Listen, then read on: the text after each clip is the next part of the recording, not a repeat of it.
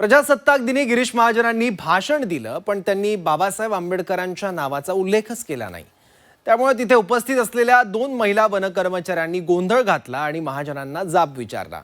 महाजनांनी लगेच दिलगिरी सुद्धा व्यक्त केली आणि अनावधानानं नाव राहिल्याचं कबूल केलं. पण त्यानंतर सुद्धा हा विषय थांबता थांबत नाहीये, कारण राज्यात ठिकठिकाणी आंबेडकरी अनुयायांनी महाजनांच्या राजीनाम्याची मागणी करत आंदोलन सुरू केलंय. तर दुसरीकडे विरोधक सुद्धा महाजनांवर तुटून पडले आहेत. काल घडलेल्या घटनेचे आज राज्यभरात काय पडसाद उमटले पाहूयात. गिरीश महाजनांनी काल भाषणात डॉक्टर बाबासाहेब आंबेडकरांचं नाव न घेतल्यानं त्यावर काल 2 महिला वनरक्षकांनी आक्षेप घेतला. तसंच याबाबत लेखी तक्रार पण दिली. यावेळी गिरीश महाजनांनी नाव न घेतल्याबद्दल दिलगिरीही व्यक्त केली. पण तरीही महाजनांविरोधात रोष वाढत चाललाय आणि त्यांच्या विरोधातला हाच संताप रस्त्यावर देखील पाहायला मिळतोय. राज्यात काही ठिकाणी महाजनांविरोधात आंदोलन करण्यात आलं. नांदेडमध्ये वंचितने महाजनांचा फोटो जाळला. सोलापुरात डेमोक्रॅटिक पार्टी ऑफ इंडियाने महाजनांच्या प्रतिमेला जोडे मारो आंदोलन केलं. तसंच वेगवेगळ्या संघटनेच्या भीमसैनिकांनी आंदोलनात सहभाग घेतला. तसंच राजीनाम्याचीही मागणी केली आहे. तर धुळ्यात आणि जळगावात सुद्धा आंबेडकरी अनुयायांनी आक्रमक आंदोलन करत जोरदार घोषणाबाजीसह महाजनांवर कारवाईची मागणी केली आहे. तसंच त्यांचा फोटो देखील जाळलेला आहे. ते सोलापूरला कधीही आले की त्यांना आम्ही या सोलापूरमध्ये येऊ देणार नाही, फिरू देणार नाही, या ठिकाणी मी ग्वाही देतो आणि त्यांचा निषेध करतो. जय भीम.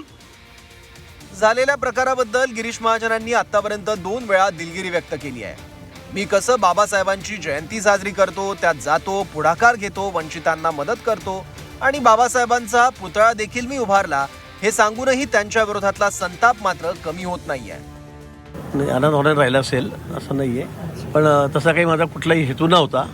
कुठलाही माझा तसा हेतू नव्हता आणि त्याच्यामध्ये फक्त मी घोषणा दिला, भारत माता की जय, वंदे मातरम, शिवाजी महाराज की जय. बरोबर आहे, पण तसं काही असेल तर अनावधानाने झालं असेल. त्यामुळे माझा त्यामागे कुठे काही मुद्दाम नाव डावलण्याचा वगैरे हेतू नाही. आणि मला वाटतं प्रत्येक वेळेला आपण दरवर्षी भाषण देतो, मी तपासून बघा, त्यावेळेला असं काही होत नाही. तर यावेळेला त्यांना काही वाटायचं तर माझी दिलगिरी व्यक्त करतो मी. भाषण संपल्याबरोबर मला 2 मिनिटं काय गोंधळ म्हणजे असं चाललं नाही. म्हटलं हो, ते चुकून झालं, अनावधानाने झालेलं आहे. मी खरं दिलगिरी व्यक्त करतो. कोणाची भावना दुखवण्याचा माझा याच्यामध्ये उद्देश नाही. आणि भारतरत्न डॉक्टर बाबासाहेब आंबेडकर यांच्याबद्दल मला नितांत आदर आहे. मी सांगितलं, माझ्या गावात सगळ्यात मोठा पुतळा आत्ताच गेल्या वर्षी एकही पुतळा नव्हता. शिवाजी महाराजांचा, छत्रपती शिवाजी महाराज आणि भारतरत्न बाबासाहेब आंबेडकर याचे दोघांचे सगळ्यात मोठे पुतळे मी त्या ठिकाणी उभारलेले आहेत. प्रत्येक आंबेडकर जयंतीला, बाबासाहेबांच्या जयंतीला आपण बघितलं असेल, एकमेव माणूस असेल मी राज्यामध्ये, एकमेव मंत्री असेल की पूर्ण वेळ त्या ठिकाणी मिळून घेतला जातो. त्या दिवशी निळा शर्ट घालतो, 40 वर्षापासून लेझिम खेळतो, ट्रॅक्टर चालवतो, नाचतोसुद्धा. मला वाटतं इतक्या उत्साहामध्ये मी जयंती साजरी करतो. माझ्या मतदारसंघात तुम्ही जाऊन विचारा. महाजनांनी जरी दिलगिरी व्यक्त केली असली तरी त्यांच्या मित्रपक्षाच्या ज्योती वाघमारेंनीही महाजनांवर टीका केली आहे.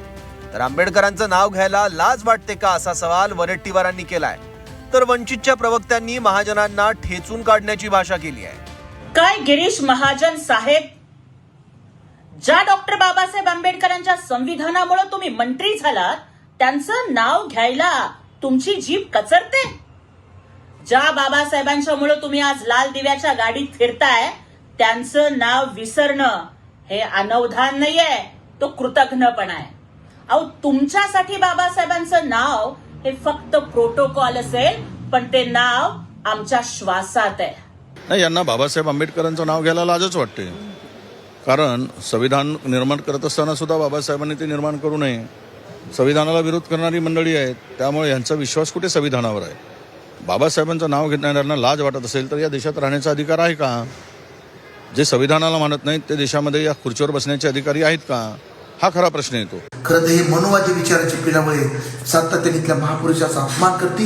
मी पुन्हा एकदा अशा महापुरुषाचा अपमान करणाऱ्या मंत्र्याला, त्याचबरोबर पुढाऱ्याला ह्या ठिकाणी जनतेने ठेचून काढलं पाहिजे, ह्यांना पायउतार केलं पाहिजे.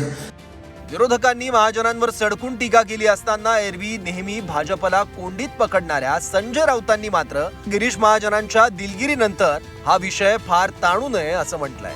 त्यांनी जे दिलगिरी व्यक्त केली असेल तर त्या विषयावर पडदा पडला पाहिजे. त्याने जे दिलगिरी चुकीचं आहे. डॉक्टर 26 जानेवारी या दिवशी भारताला संविधान मिळालं, भारत प्रजासत्ताक झाला. हां, अशा वेळेला डॉक्टर आंबेडकरांच्या नावानंच त्या सोहळ्याची सुरुवात व्हायला पाहिजे, हे सत्य आहे. आणि ती जी मुलगी आहे जाधव, तिच्या त्या भावना उचमळून आल्या, त्यांचाही सन्मान व्हायला पाहिजे. त्यांनी ज्या पद्धतीनं डॉक्टर आंबेडकरांचा अपमान झाला म्हणून गणवेशामध्ये निषेध व्यक्त केला, मी त्यांचंही कौतुक करतो. पण आता मंत्र्यांनी माफी मागितलेली आहे, नाक घासलेला आहे, ह्याच्यावरती आता फार विषय ताणू नये. गिरीश महाजनांनी जरी दिलगिरी व्यक्त करत जयंतीत सहभागी होण्याचे दाखले देत विषयावर पडदा टाकण्याचा प्रयत्न केला असला आणि संजय राऊतांनी जरी विषय ताणू नये असं म्हटलं असलं तरी हा विषय लगेच थांबेल असं सध्या तरी दिसत नाहीये. कारण काल तक्रार दाखल झाल्यानंतर राज्यात अनेक ठिकाणी महाजनांविरोधात आंबेडकरी अनुयायी रस्त्यावर उतरले आहेत. तसंच महाजनांचा राजीनामा मागत अॅट्रॉसिटी अंतर्गत कारवाईची मागणी सुद्धा होते आहे. त्यामुळे हा संताप शमवण्यात महाजनांना यश येतं की कारवाईपर्यंत गोष्टी जातात हे बघावं लागेल. ब्युरो रिपोर्ट, झी 24 तास, नाशिक.